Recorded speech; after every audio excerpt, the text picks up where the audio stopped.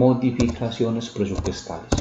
Tener en cuenta lo siguiente, y es que es a través del presupuesto público que se ejecutan los diferentes planes, programas y proyectos de las entidades públicas a lo largo de toda la vigencia, lo cual merece un seguimiento permanente a la ejecución. Es decir, que los responsables en el manejo del presupuesto deben estar muy pendientes en la revisión de ese presupuesto para identificar si hay faltante de recursos o por el contrario hay sobrante de recursos. Producto de ese seguimiento se pueden identificar cualquier tipo de situación que deba generar un ajuste necesario al interior del presupuesto, lo cual corresponde a una acción muy normal y que está autorizada desde la misma constitución política.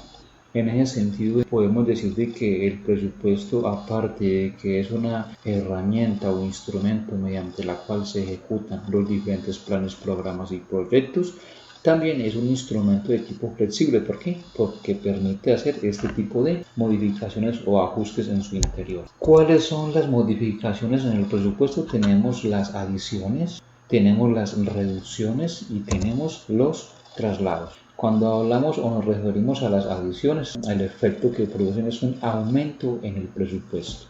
Y esos aumentos en el presupuesto están representados por unos créditos. En el presupuesto no vamos a hablar de débitos y créditos, vamos a hablar más bien de créditos y ya les muestro otra figura.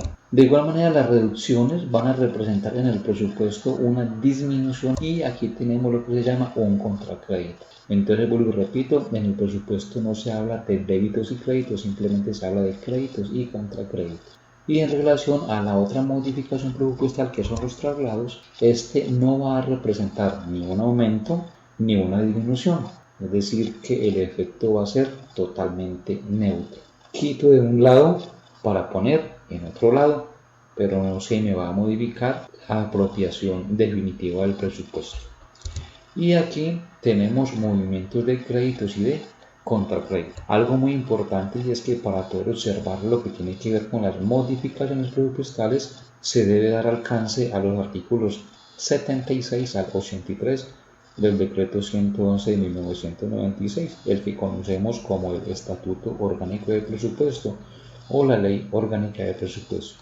También es muy importante considerar que cualquier tipo de modificación presupuestal, llámese una adición, una reducción o un traslado, entonces debe mediar el respectivo acto administrativo, ¿sí? Debe estar respaldado por el respectivo acto administrativo, llámese un decreto. Este documento no debe faltar. Aquí tenemos un ejemplo de un acto administrativo, un decreto expedido por la Gobernación del Valle del Cauca. Nos está diciendo que es una adición, ¿sí? Una adición para la entidad pública tal, ¿sí? Para la vigencia tal. Y aquí tenemos el desagregado de esa adición, cómo se está haciendo esa adición, a qué corresponde esa adición. Aquí tenemos una adición. La primera tabla nos muestra los ingresos. Se van a adicionar al presupuesto de ingresos 891 millones de pesos. ¿Para qué?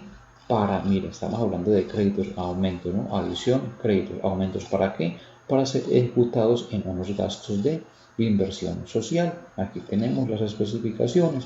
Entonces, entran al presupuesto 891 al presupuesto de ingresos para ser ejecutados en este tipo de gasto. Veamos algunos ejemplos de los tres tipos de modificaciones presupuestales y para eso lo vamos a explicar a través de estas tablas. Tenemos en la descripción de cada una de las cuentas, una columna de presupuesto inicial con sus apropiaciones o autorizaciones iniciales, dos columnas donde me muestran la modificación presupuestal, si va a representar un crédito o un contracrédito, y el presupuesto definitivo en relación a los efectos que me van a producir si es un crédito o un contracrédito. Entonces miremos primero lo que tiene que ver con las adiciones, es decir, los créditos. Aquí tenemos que en gasto de personal, en sueldo de personal, vamos a hacer una adición, un crédito de 50 millones de pesos, ¿sí? Es decir, que si había un presupuesto inicial de 1.190.000 y le adiciono 50, significa entonces que me va a cambiar mi aportación definitiva de 1.190.000 pasa a 1.240.000. Recordemos que para eso debe estar soportado con el respectivo acto administrativo. Bueno, y eso fue en gastos. Ahora miramos la misma adición en el presupuesto de ingresos, es decir, un crédito. Entonces tenemos que esos 50 millones de pesos que van a ingresar a sueldos de personal, como lo vimos en la diapositiva anterior, devolvámonos un poco para que la recordemos. Aquí tenemos que estos 50 millones de pesos que van a incrementar el presupuesto de sueldos es porque van a ser financiados con una adición con recursos de la nación. Es decir, un crédito entre los 50 millones de pesos y el presupuesto inicial que estaba en 747.658.222 va a pasar a 797.658.222. Entonces, necesariamente cuando se produce una adición en el presupuesto, tengamos en cuenta lo siguiente, y es que se deben afectar los dos escenarios, el escenario del presupuesto de ingresos y el escenario del presupuesto de gastos. O sea, el presupuesto debe continuar siendo un presupuesto equilibrado.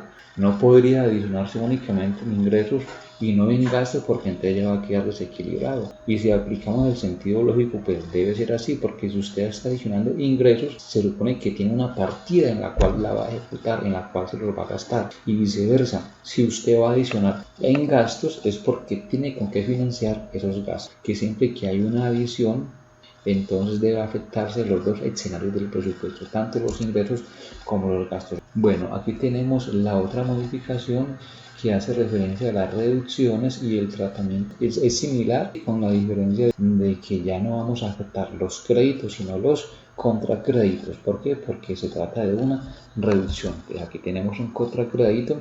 Igual miramos en sueldos de vacaciones que teníamos 100 millones de pesos y vamos a disminuir en el gasto 8 millones de pesos, es decir, que pasamos de tener 100 millones a tener 92 millones de pesos, lo que significa que se nos va a reducir el presupuesto de sueldo de personal de 1.297.000 a 1.289.000.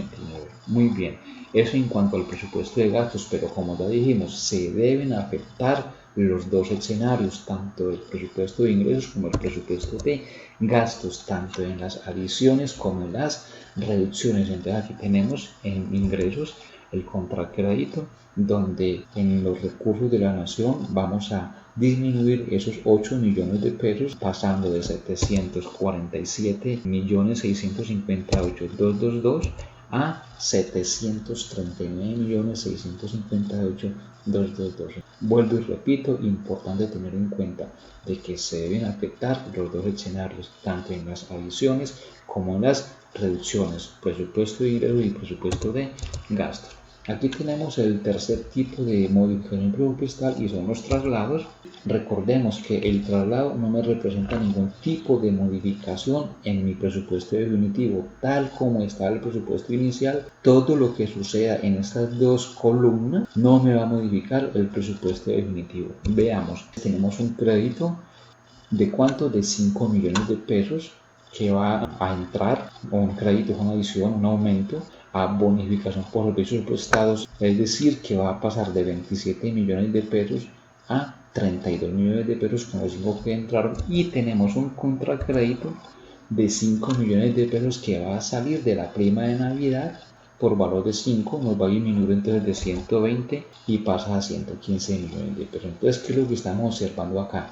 Que salieron 5 millones de pesos de prima de Navidad para ser trasladados a bonificación por servicios prestados. Internamente se hizo un movimiento, y si miramos el presupuesto final, el inicial y el definitivo sigue siendo el mismo, simplemente fueron traslados internos que no modifican la apropiación definitiva en el presupuesto. Recordar también que cualquier tipo de modificación presupuestal debe mediar el respectivo acto administrativo.